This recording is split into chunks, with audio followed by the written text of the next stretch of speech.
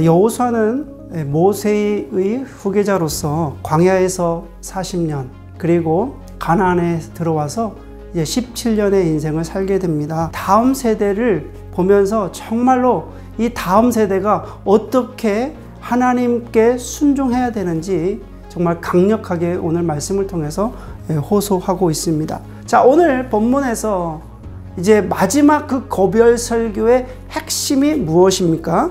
자, 첫째는 바로 오직 여호와만을 섬겨라 하는 것입니다. 여호와 하나님을 경외함으로 또 온전함으로 진실함으로 섬길 것을 명령합니다.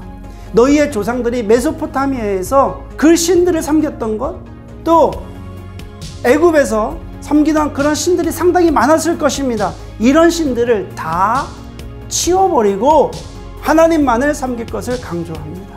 두 번째, 너희의 하나님을 깊은 생각으로 선택해서 섬겨라 라는 말씀입니다.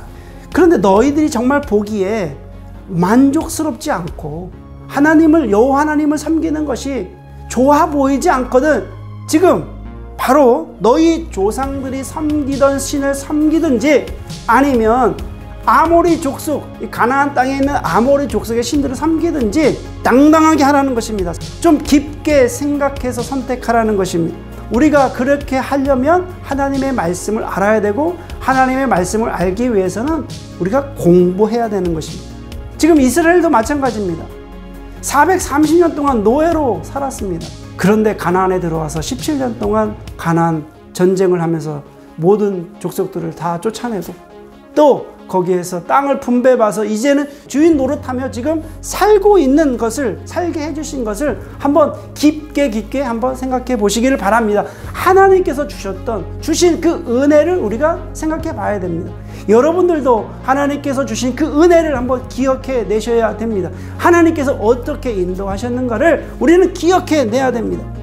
여호수아의 호소 세 번째는 하나님을 섬김은 지체할 수 없는 긴급한 것이라는 것입니다. 여호수아가 이야기합니다. 메소포타미아 너희 조상들의 신을 섬길 건지 아니 아모리 족속의 신을 섬길 건지 바로 오늘 택하라. 영어 성경에는 this day, 그냥 지금 택하라고 말씀하고 있습니다. 신앙은 바로 지금 현실을 어떻게 사느냐가 참으로 중요합니다. 하나님께서 우리에게 기회를 주셨을 때 우리는 기회를 붙잡아야 됩니다. 만약 우리가 이 기회를 놓치면 다음에 이 기회가 올지를 우리는 모르는 것입니다. 하나님께서 은혜를 주실 때 우리는 잡아야 됩니다. 하나님께서 은혜를 주실 때 우리는 마음을 오픈하고 그것을 잡아야 됩니다. 내일로 결단하는 것이 아니라 지금 나와 내 집은 오직 여호와 하나님만을 섬기겠다고 지금 여호수아는 결단하면서 백성들에게 지금 호소하고 있습니다. 간곡하게 외칩니다. 그러자 백성들은 응답을 합니다. 자, 이스라엘 백성들이 이제 이렇게 응답합니다. 우리도 다 압니다. 우리도 다 봤습니다. 애굽에서 우리 조상들의 민족을 돌보신 것도 우리가 다 들어서 알고요.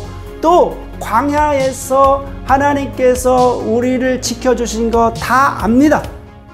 가나안에 들어와서 모든 가나안 족속들을 떨쳐버리신 것을 우리는 다 압니다. 그러므로 우리는 여호와 하나님만을 섬기겠습니다. 이렇게 백성들이 응답을 하게 됩니다. 여호수아가 광야 40년과 이제 가나안의 17년의 인생을 되돌아보면서 이제 마지막으로 지금 결론하며 호소하고 있는 내용입니다. 무슨 얘기입니까? 하나님만을 섬겨라. 하나님만을 섬겨야 되는데 대충 섬기지 말고 좀 깊게 생각하고 섬겨라. 그리고 바로 내일로 미루지 말고 당장 지금부터 시작하라고 지금 호소하고 있다는 것입니다. 오늘날 우리가 완전히 물질적 가치에 온 세상이 지배당하고 있지 않습니까? 오늘도 마찬가지로 고대 근동의 문화와 같이 풍요와 다산의 어떤 그런 신들에 우리가 점령당하고 있지 않습니까? 우리가 다음 세대에게 신앙을 물려줄 신앙의 유산이 있어야 됩니다. 우리가 다음 세대에게 물려줄 신앙의 유산이 없다면 결국 다음 세대는 금방 무너지게 될 것입니다. 우리는 지켜내야 됩니다. 그리고 다음 세대에게 가르쳐야 됩니다. 우리의 삶을 통해서 신앙의 유산을 남겨야 됩니다. 그렇지 않으면 이제 무너지는 것은 시간 문제입니다. 여호수아는 110세에 하나님의 부르심을 받습니다. 근데 여호수아 앞에 수식어가 붙는데 거기에 뭐라고 써 있습니까? 여호와의 종이다. 여호수아는 모세의 후계자였고 모세의 제자였잖아요.